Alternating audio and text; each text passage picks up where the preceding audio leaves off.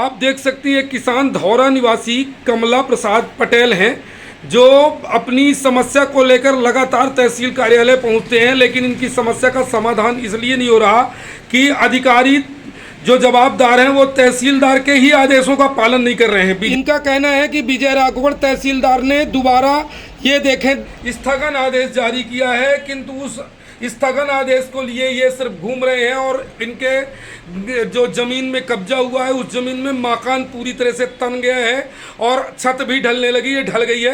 अब हम ये नहीं समझ पा रहे हैं कि ये स्थगन आदेश किस काम के लिए जारी किया गया है और शायद इसमें थाना प्रभारी व पटवारी के लिए भी स्थगन आदेश जारी है जो यहाँ जाकर इसका परिपालन कराएं, किंतु अभी तक कोई परिपालन नहीं हुआ है। मकान बन रहा है, लगातार मकान बन रहा है, किंतु न तो ये रोक सकता है और न अधिकारी उस मकान को बनने से रोक पा रहे हैं, जिससे ये भारी परेशान है। आज ये फिर तहसील कार्यालय पहुंचे हैं, जानते हैं कि इनकी क्या समस्या है। दादा कहाँ से पहुंचे आप? मैं धौरा से आया हूँ। धौरा से आए, क्या समस्या लेकर आए? समस्या लेकर आया हूँ कि सेवा भूमि जमीन के बगल से मेरी जमीन लगी है। हाँ। तो मनोज दाहिया अपनी जमीन में तो बनवा ही रहा है, मेरे जमीन में भी 3 कौन है मनोज दाहिया? कुड़वार है गांव का। अच्छा, तो वो सेवा भूमि थी उसकी? हाँ, सेवा भूमि उसी के नाम पे दर्ज। मतलब सेवा भूमि दी गई थी कि इसके बदले में आपको नौकरी करना है, उस सेवा भूमि को, शासन की भूमि को उसने दे दिया दूसरे को जिसका खसरा नंबर 363 है।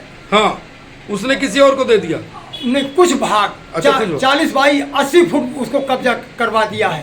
और फिर उससे आप उसके बगल से मेरी भी लगी, कमला प्रसाद सह खातेदार हम लोग हैं। हाँ। तो हमारी भी लगी है जमीन, पुराना खसरा नंबर 305/2 है, जिसके सुधार के लिए भी मेरा कागज वो 20 से यानी 22 में लगा है। 10 महीना हो गए, साल भर हो गए, उसमें भी कोई सुनवाई नहीं हो रही। और इसके बाद वो मकान आपकी जमीन पे भी कब्जा हो गया मेरे जमीन में भी कब्जा।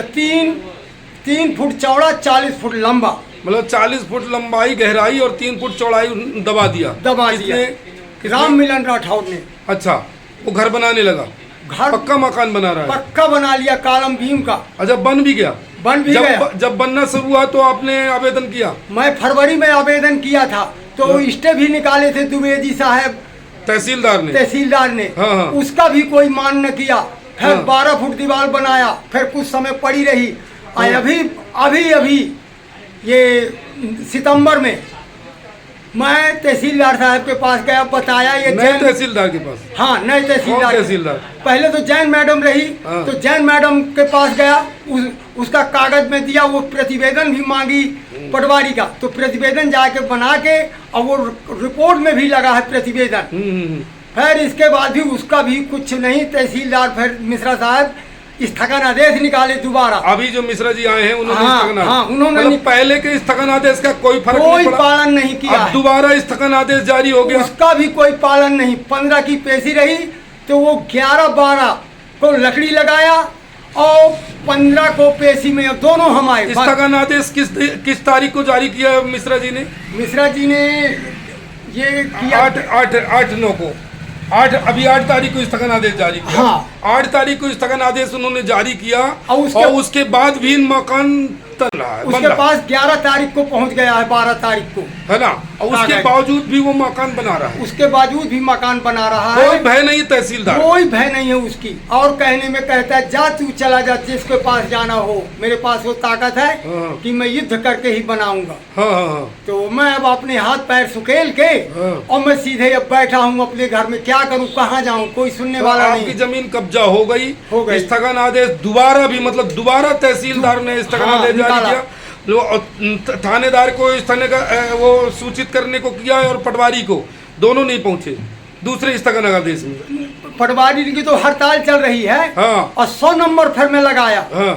तो 100 नंबर वहाँ थाना से भेजी। हाँ। तो वो 16 तारीख को ही आए और 16 तारीख को उसका काम बंद कराए, पैसा दाम लिए और सीधे चले गए। अब फिर भी वो काम लगा लिया, उनके जाने के बाद फिर काम लगा लिया। उनके पीछे मुड़ते ही काम चालू। अब छत भी डल गया। हाँ, छत भी डल गया। हाँ, है ना। मतलब आप रोकते रह गए, जमीन से लेके छत डल गया। हाँ, सरकार स्थगन जारी करती रही और काम होता रह गया, है ना। अब अब आपका भरोसे टूट गया, अब आप हाथ पांव सकोड़ के बैठ गया मैं। है ना। अब आज काहे के लिए आए हैं?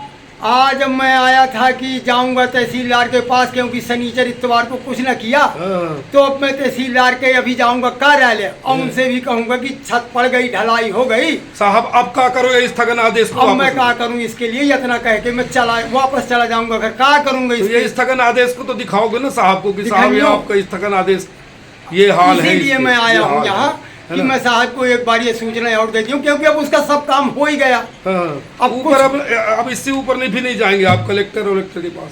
अब कहा दोबारा जाऊंगा, जब कोई सुनवाई नहीं होती है तो क्या करूं। जन सुनवाई में मैंने दिया, जन सुनवाई की पावती भी मेरे पास रखी है, कोई सुनवाई नहीं। कोई सुनवाई जन सुनवाई नाम है लेकिन सुनवाई नहीं है, कुछ सुनवाई नहीं हुई। क्योंकि वहाँ से कागज बोले हम तहसीलदार को भेजेंगे, और तहसीलदार के पास कागज आज महीनों से पड़ा है, उसका कोई वो नहीं है, न बुलवाया जाता न कुछ किया जाता। 181 में भी लगाया, 181 में भी लगाया, उसका भी कोई परिपालन? उसका परिपालन मुझे ये मिला है कि आपकी शिकायत दर्ज हो गई है। ये मैं 14 तारीख को किया हूँ, तो वो बोले हैं कि 19 तारीख के बाद ये आपका काम होगा। क्योंकि मैं फोन दोबारा भी उसमें लगाया था, बोले कि इस सेवा को जानने के लिए, तो मैं लगाया तो बोले 5 दिन के बाद ये आपका काम होगा। तो मैं बैठा हूँ कि अब कल 19 तारीख है, देख लियो। ठीक, नाम बताइए दादा। मेरा कमला प्रसाद नाम है। गांव धौरा। कहाँ पर जमीन है? ये जमीन गांव के अंदर ही है। गांव के अंदर ही है? हाँ, कोई खेत में नहीं है, गांव से लगी है।